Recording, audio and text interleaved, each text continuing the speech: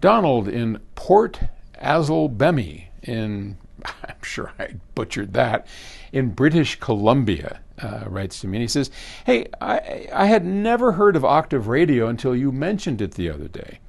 And I saw in one of your recent videos your mention of Octave Radio, and I decided to try it. Wow.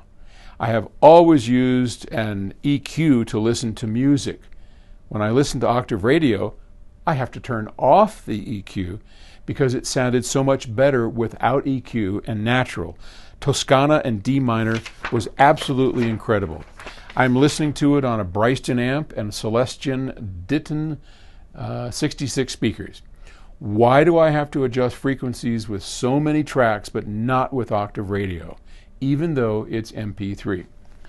Well, that is something we get a lot, and you can go to octaverecords.com. There's a number of ways. We're actually working on an app that kind of slow right now, but at one point we'll have an iPhone and an Android app that you can click on and listen to Octave Radio on any device you want. Right now it's on you have to do it on a web browser, which makes it even more interesting. But yeah, you can go to octaverecords.com, psaudio.com, and go to Octave Records, and then there's a button you can press. And there's also a URL that you can put in there to hear Octave Radio. And there's no commercials on it. It's lots of great, great music played just for the pleasure of playing it. But I think it's something valuable for you to go hear, because you don't hear quality like this on internet radio very often. In fact, to this date, I have not found any station even close to the quality of Octave Radio. What did we do? The truth is, we didn't do nothing. We just let the bandwidth roll, and we put unprocessed, uncompressed music onto the channel.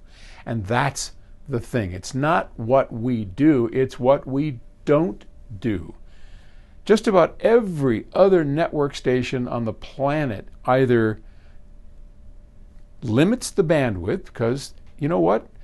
Octave Radio isn't free. We have to pay. Every time somebody listens to that, it costs us a little bit of money. And that's okay. We're not looking to get compensated for it. But for any kind of internet radio, you have to pay for the bandwidth and you have to pay for the service. And that's just all part of the thing. So the more listeners you have, the more it costs you. And so we start, and it's bandwidth that they're measuring. They don't really care how many people go on, how much bandwidth are you using. So by limiting the bandwidth, they can get more people on at a lower cost. That is not interesting to us. What's interesting to us is to demonstrate the extraordinary quality of Octave records and Octave recordings. So we just don't limit the bandwidth, and we don't compress. A lot of places compress it. And that's a whole different thing we can get into later. But yeah, so that's why. It's a very close example of exactly what you'll get if you go and buy an Octave Records release, which is also something fun to do. Okay. Thanks for the question. Bye.